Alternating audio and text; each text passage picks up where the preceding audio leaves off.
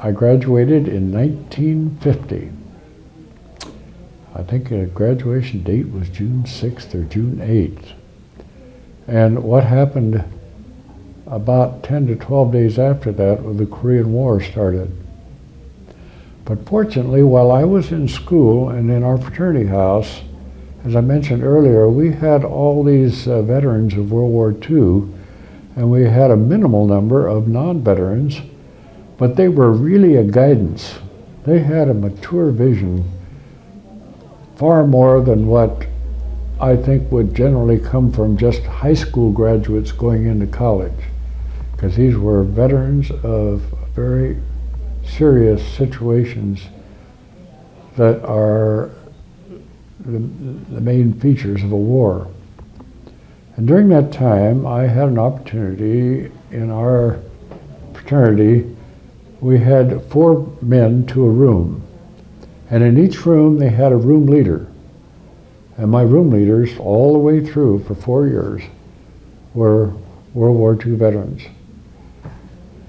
One of my veteran leaders was a master of knowledge of business administration.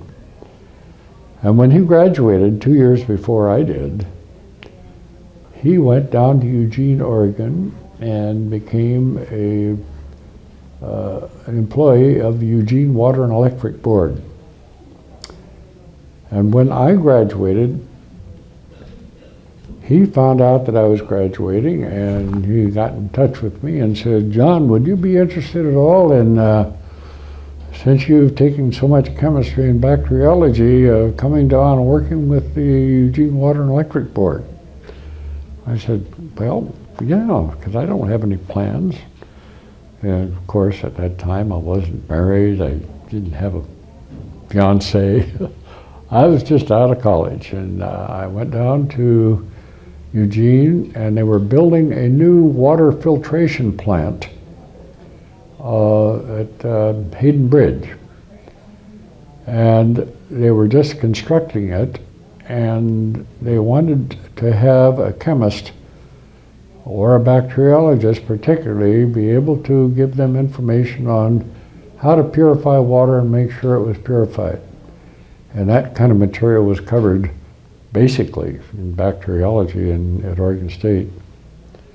And so I said, "Yes, I'd like to." And they said, "Well, we won't have the plant completed for another 6 months or so, but it was one of these plants that they built many miles from Eugene, and Eugene's a big city in the Willamette Valley in Oregon.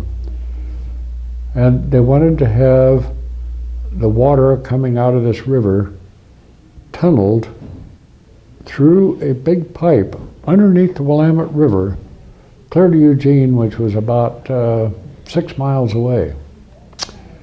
And the water filtration plant, I don't want to go into a lot of detail on that, but it's kind of complex as to how they go about treating the water pumped out of a river, chemically treating it, filtering it, and then processing it to ready for the people in Eugene to drink as pure water out of their fountains.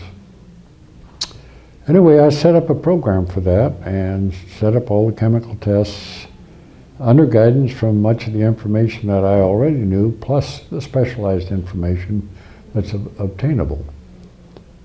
And as a result of that, I was able to work with them for about 6 months.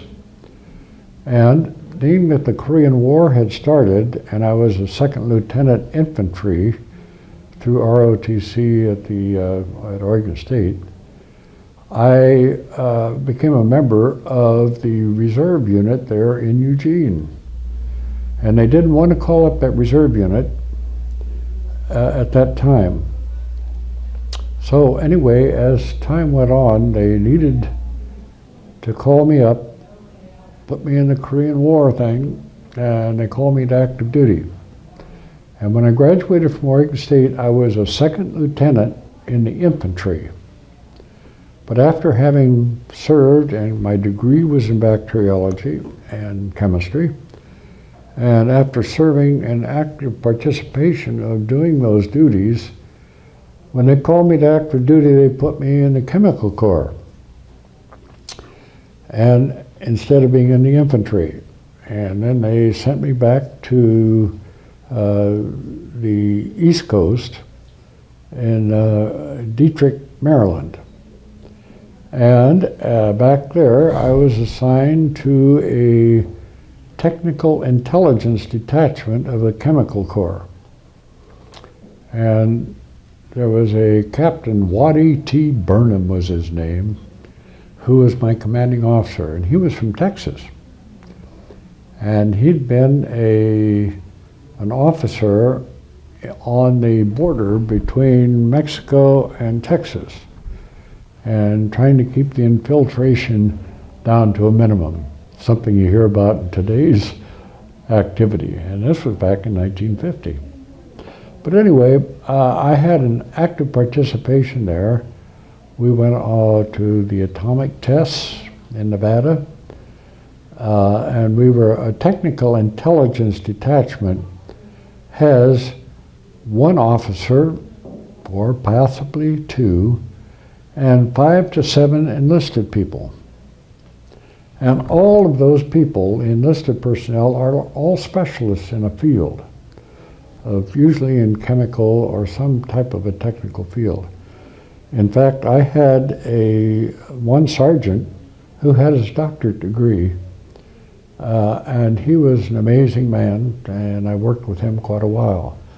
Anyway, we participated in a lot of activities, and General Bill Creesy was in charge of the Chemical Corps at that time, and he wanted an officer to come in to help him and assist him as an aide-de-camp for a tripartite meeting we had with Canada and Britain. And as a result of these things, we made tests in the tunnels and out in the ocean, where the air would be blowing in from the ocean toward the coast of the Atlantic, so that we would be able to test to see if dissemination of bacteriology, bacteriological warfare, would be a possible dangerous impact upon us in the United States. And since I was involved with bacteriology, and the Captain Burnham, he recommended to the general that I would be his aide-de-camp during this meeting with Canada, Britain, and the United States. What an opportunity. It changed my entire life. I got to meet with General Creesy, and we became very good friends. And he was head of the Chemical Corps. And anyway, we had meetings with all these people, and I tell you, it was a marvelous. They went into the tunnels in New York. What was called all that. Can you cut?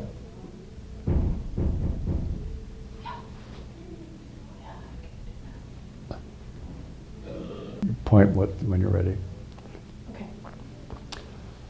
Anyway, what we had to do was to check to see how effective the enemy could be against us.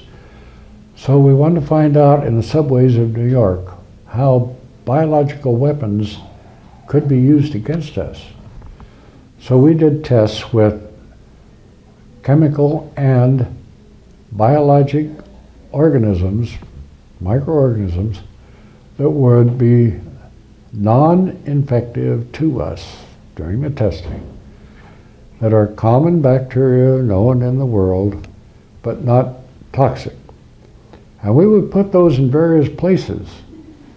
And then after a certain length of time, with the trains and everything going through these tunnels, we would have an idea of how much these spread around, and we had ways of picking them up and testing them and checking to see if they were the same organisms that were released in the subway. And we found out that, yes, boy, they could be very damaging and destructive. We ran all these tests, and it was a lot of fun. I helped write up the results on them. And then after that was over, it lasted about 6 weeks. I was released back to my unit.